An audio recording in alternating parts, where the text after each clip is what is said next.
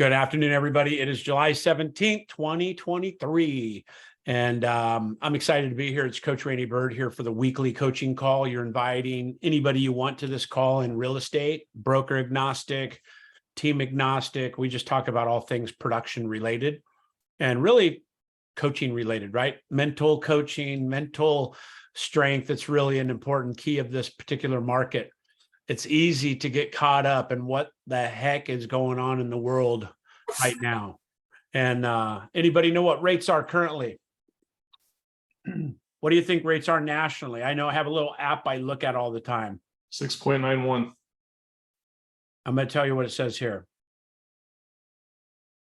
You might have the same app. Yeah, 6.91. You track with me, I know.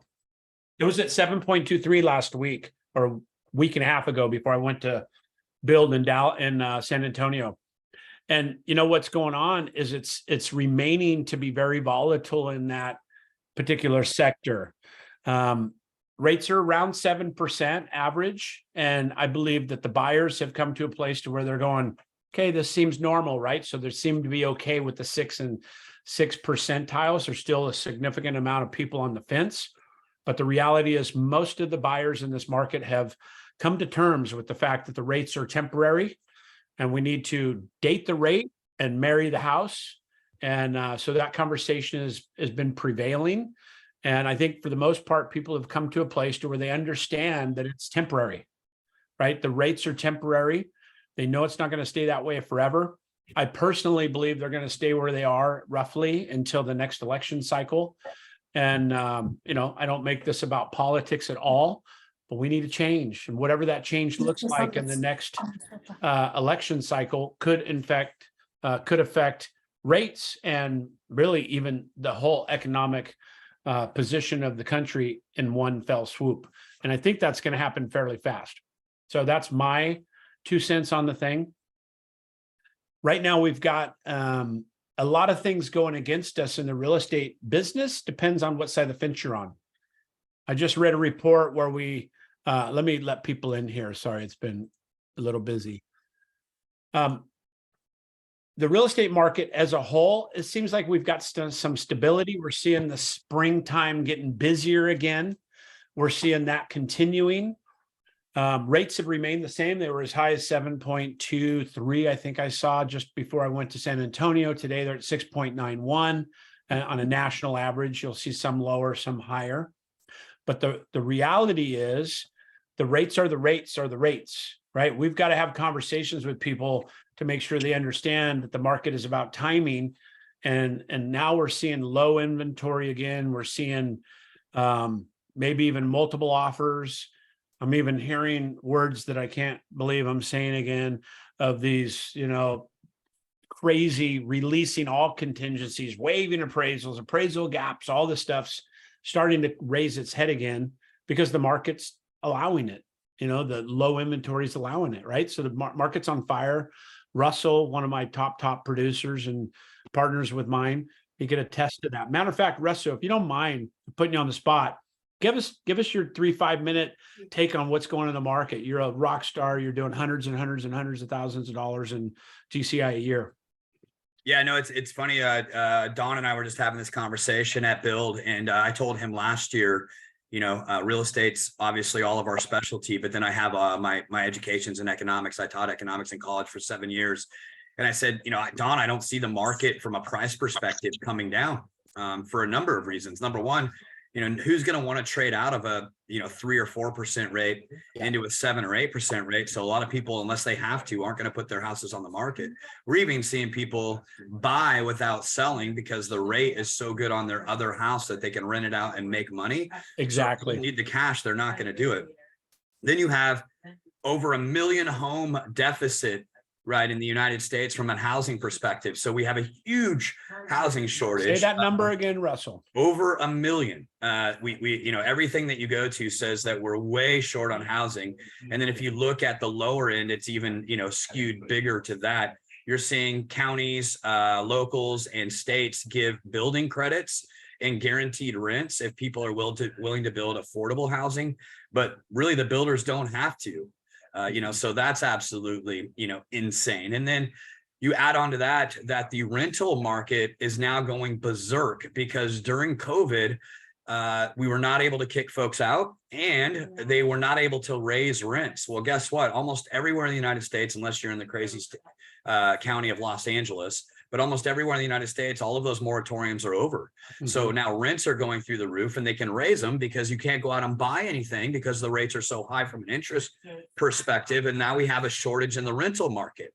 So the pressure is upwards, and they have a saying in economics that prices are very smooth and happy upward and very sticky downward. So that's what we're seeing in the real estate market right now. Extremely low inventory for all the reasons I just mentioned, a very crazy rental market, which is also propping up the prices on houses.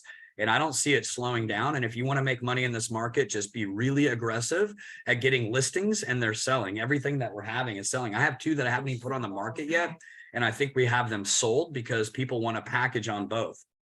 I love that, Russ, and I couldn't agree with you more. And literally every word out that came out of your mouth, I believe with my soul right now, and it's being proven. There's still a lot of people believing that the market's going to come down. The market, I was at a wedding this weekend, and, real estate agent, all of a sudden everybody's asking what's going on with the market and everything.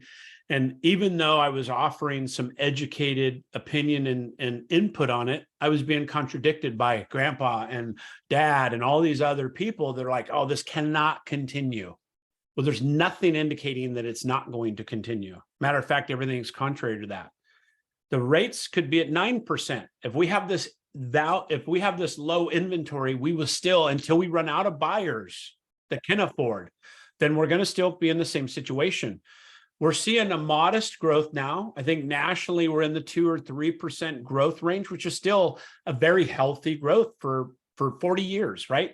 That's been considered healthy growth if we can get somewhere in that 2%, 3% range annually. And 4 or 5% is great. And then, we've seen 10, 20, and we've seen all kinds of big numbers.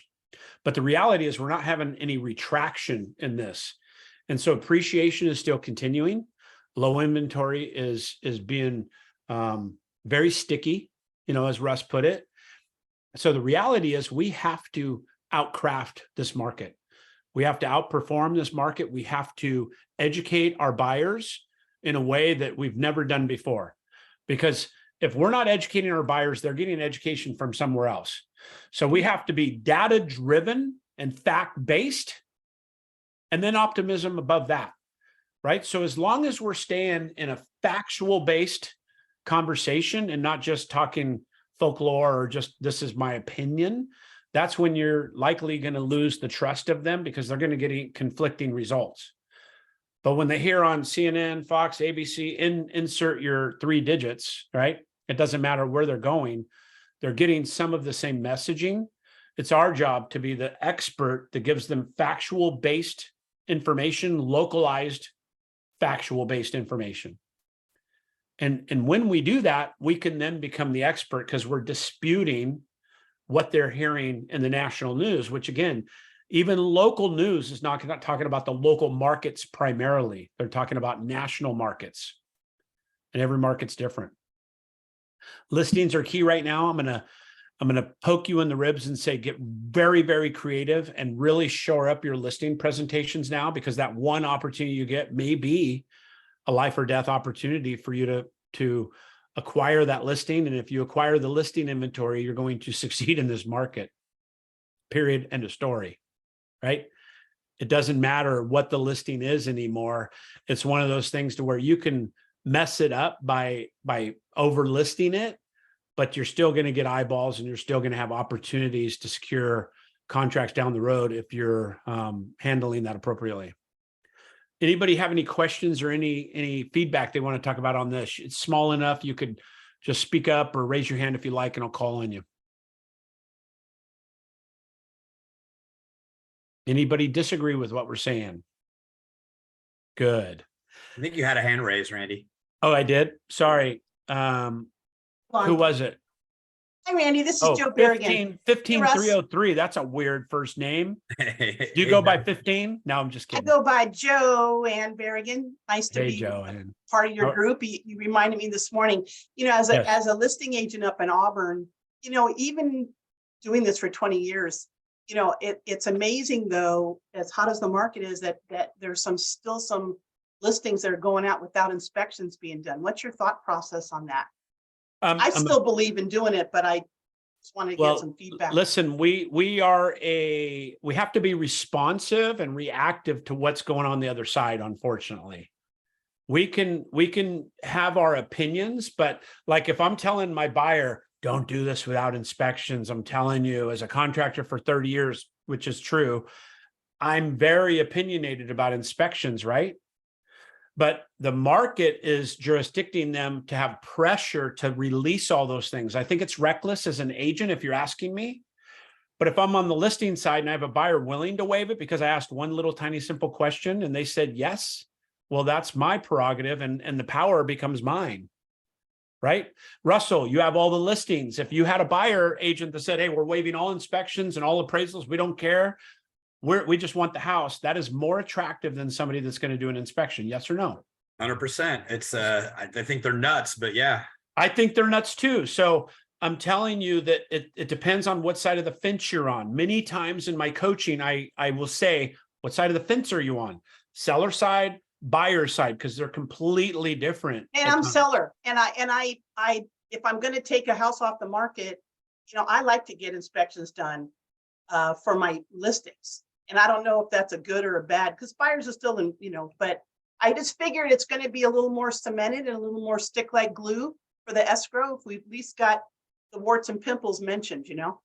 Joanne, Yeah, I do no. the same thing, by the way. Like even like in the Bay Area, we do all inspections ahead of time. Right. And in the They've been doing Central that for Valley, years. Yeah. yeah, in the Central Valley, they don't. It's crazy. uncommon in Central Valley and Yeah, Northern yeah. California. But I do. I do. If I can get them talked into a home and a pest, and I have that provided ahead of time, I try to act like the Bay Area and get a, you know, contingency release on that inspection early if I can.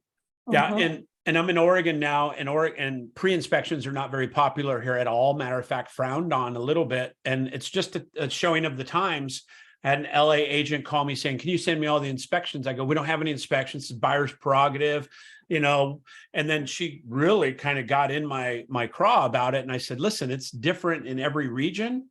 But if I supply the inspections from a seller's position, whether I'm the agent or whatever, however those inspections came to be mine as the selling agent, and I give them to the other side, then there's a whole new layer of disclosures that I need to say, saying, you need to get your own inspections. These are independent. These are ours. That's not yours, right? So as a listing agent, I always recommended that we do some pre-inspection things for any ideas or to know what we're dealing with. But I always made the buyer get theirs or sign their life away that they're going against my wishes of getting their own inspections, right? So I don't think there's a right and wrong with this, but there's definitely a norm. So when I speak to this left side of the fence, right side of the fence, I like to speak in normality. I think it's very normal for the buyers to get an inspection, highly encouraged. Matter of fact, if they don't want an inspection and I'm their agent on the buyer side, they sign their life away, meaning that I'm very strict in my language. Russell, you're an adult. It's your position that you don't have to get inspections, but you're going against my wishes. You're going against my wishes as a 20-year veteran real estate broker. You're going against my wishes as a 30-year general contractor. I'm disclosing all this stuff in this sentence, right? In this little paragraph. Now, with that said, you're a grown-ass human being. You do anything you want, and I'll support you. But I also CYA'd in my language. Right. Yeah. We have a form, Randy, here in the state of California that EXP makes them sign.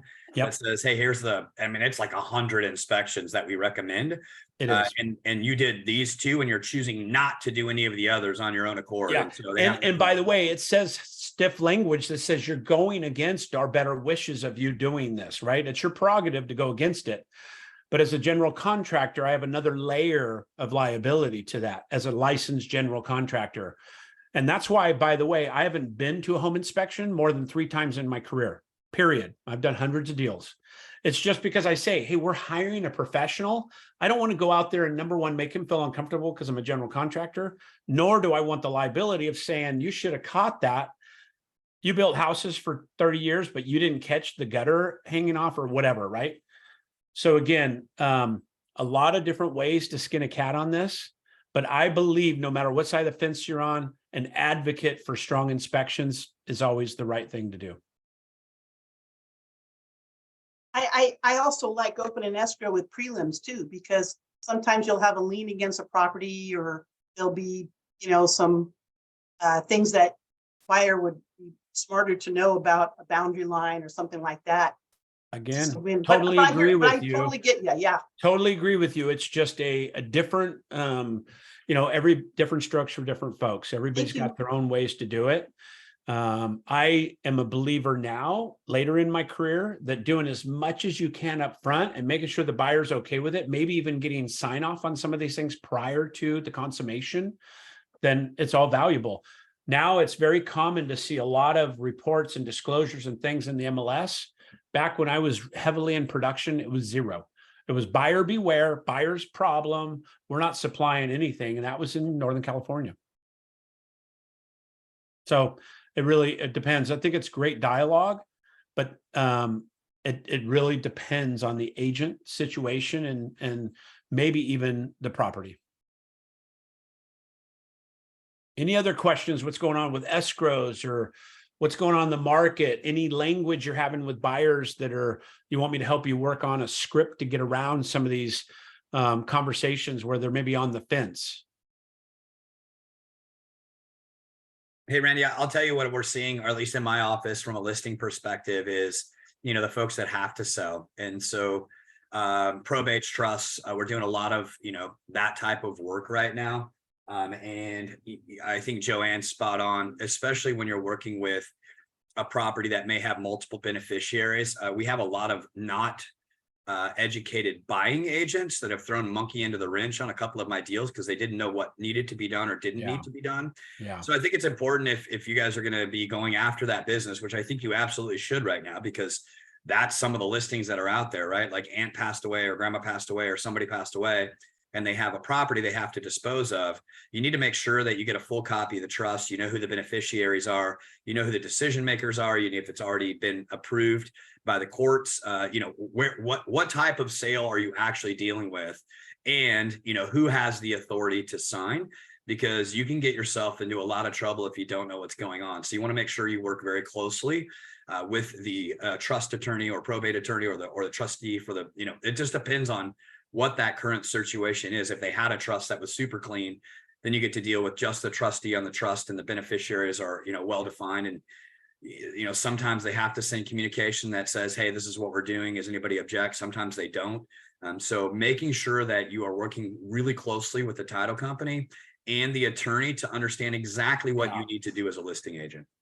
That's a great reminder and segue. I just had a referral. One of my best friends, his grandmother passed away in North Hollywood, California. And he asked me for referrals. So I reached out to the EXP network and had 4 or 5 agents reach out to me and express interest in taking on that listing. They all had proficient knowledge in that area. And one of the guys goes, I'll give you a 55% referral fee and $1 million, right? There's an intrigue to that, is there not? Right.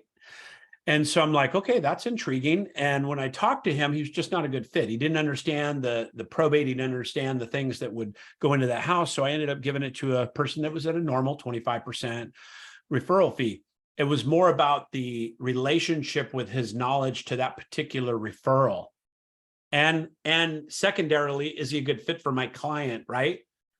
So sometimes we just look, and it's easy. I'm not blaming you, but sometimes it's easy to look at somebody's willing to pay 35 or 40 or 50% referral fee, but you've got to look at the deal and make sure that it's going to be able to close, because ultimately that's the trust in the relationship that your friend bestowed upon you, right? And so the guy reached out to me, nice EXP guy. He's like, I don't understand. I mean, 55 or 50, whatever it was, percent referral fee. What's going on with that? What could I have done better? It's nothing personal, right? I'm just absolutely looking out for the best of my client. But we could relate this into our real estate businesses very easily, right? This is what the clients are doing with us. That's why our value proposition has got to be everything that is about listening to what they need, what they want, what their outcome is, what their desires are, maybe what their weaknesses are that we could shore up. So that, in a nutshell, is, I believe, where this market is. This market is where you've got to become the expert for them. You've got to become the trusted advisor. And I know we don't get paid till the end of the program, but This is the part, the getting into the dance. Right? So let me ask you, don't answer, but let me ask you publicly, don't answer. How is your listing appointment? How is your presentation on a scale of 1 to 10, 10 being lights out? You do it in front of myself or Tom Ferry or Glenn Sanford. You do it today with them. How do you feel about your presentation? Is it a 10? Is it a 9? Right? Some of you doing a lot of business, I already know the answer. It's great. You're successful. But if you answered anything below that 7 or so, I really challenge you to shore up that listing presentation now and not wait till you get the call to do a listing on Thursday at 4 o'clock. Do it now, practice it on spouses, practice it on people in the office, practice it so you literally can do it in your sleep, because this is going to be a big deal.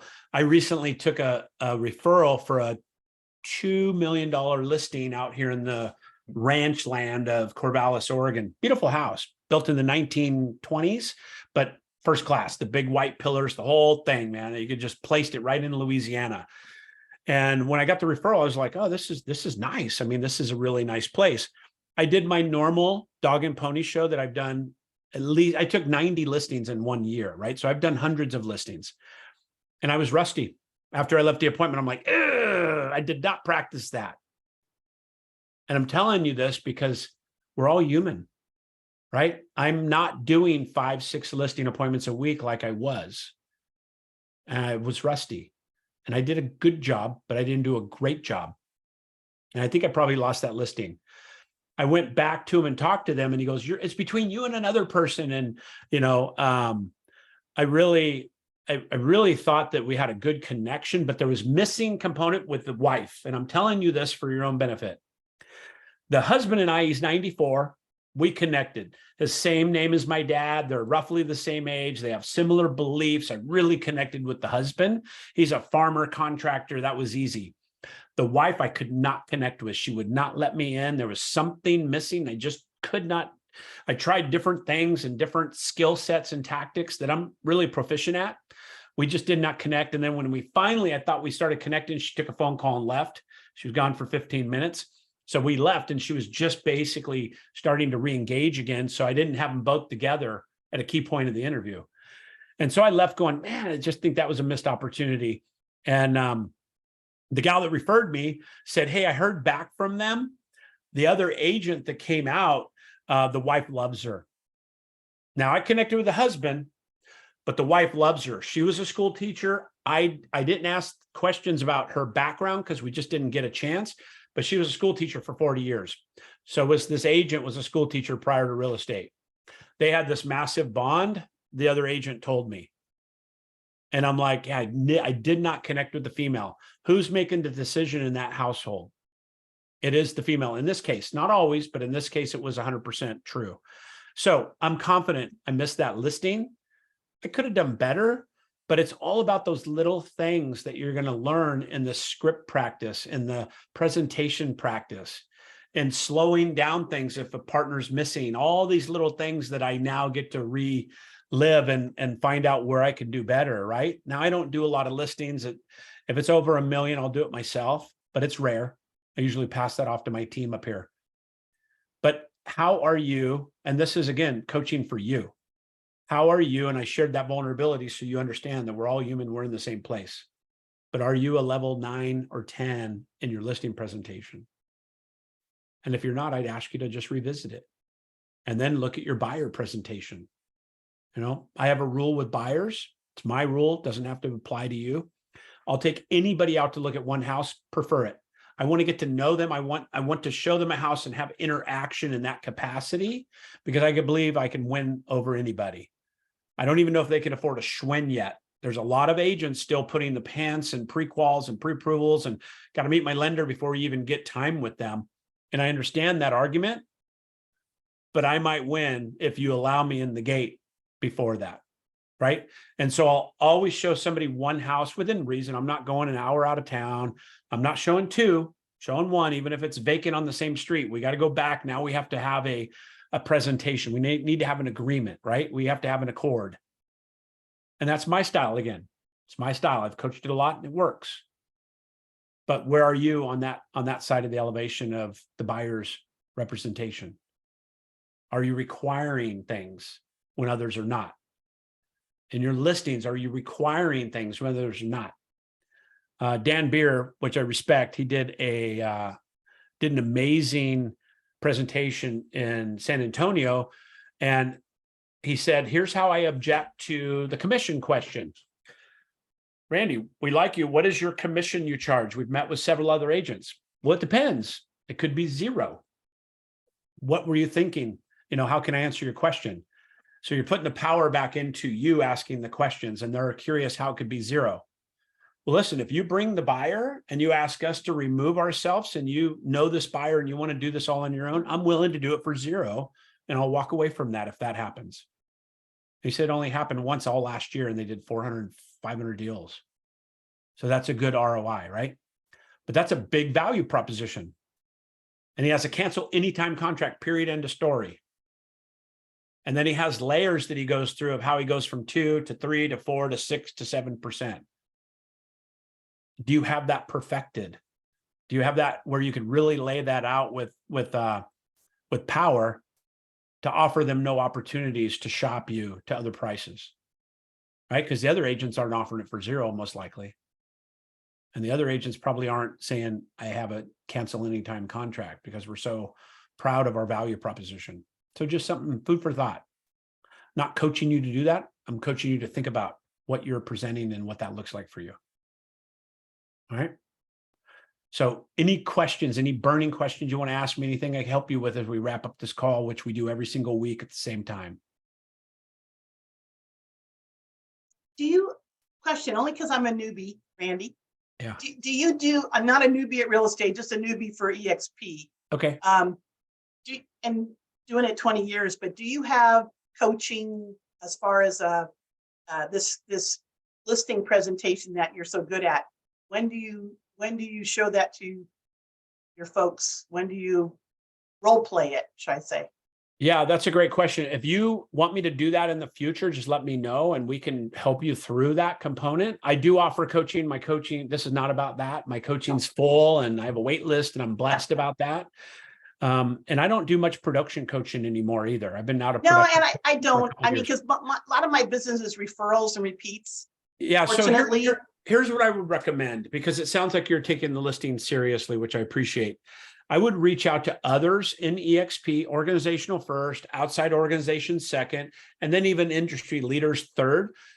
Agents are going to be reluctant to share their presentations with you in your own market, right? That's kind of a given.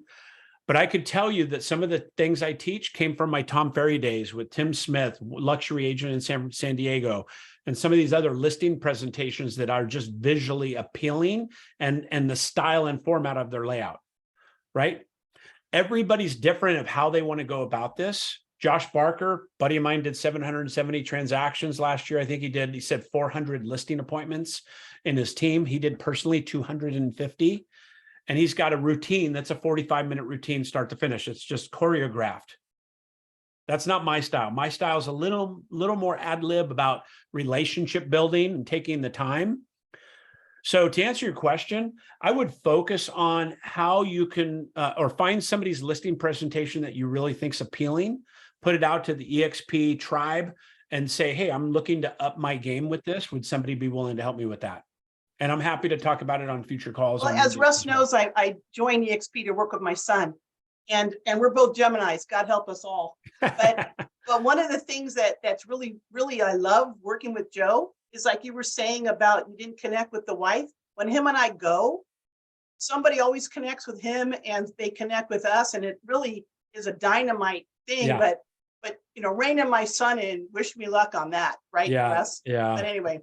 I hear you, but that so is having a listing presentation for me, it's not just the getting in front of people, it's what I send after the meeting. The follow up. And I have something that I've kind of done myself, but I was just kind of curious of how you did it. But that's all. Yeah, Hey, Randy, no. I put the Dan Byrd guarantee in the chat box too. I love it. How brazen he is, and it's pretty neat if you go and look at his whole guarantee, but I put it in the chat box. Thank you for doing that. I love that language, and I didn't have it in front of me. I know Tom Daves does that guarantee thing, and I meant to talk to Tom about that too. But you're right. You can tell everybody all day long what you do, it's whether they do it, That's true. you know. Thank you so much. Well, I appreciate you guys being here today, and any way we can support or help you, that's what we're here for every single week. You can invite friends to the call. I appreciate it personally, and we're here to add value to the week, whatever that looks like. Okay. You guys in the Thank you morning. much. Thank you for being here. See you Thank next you. week. All right. Cheers. Bye for now.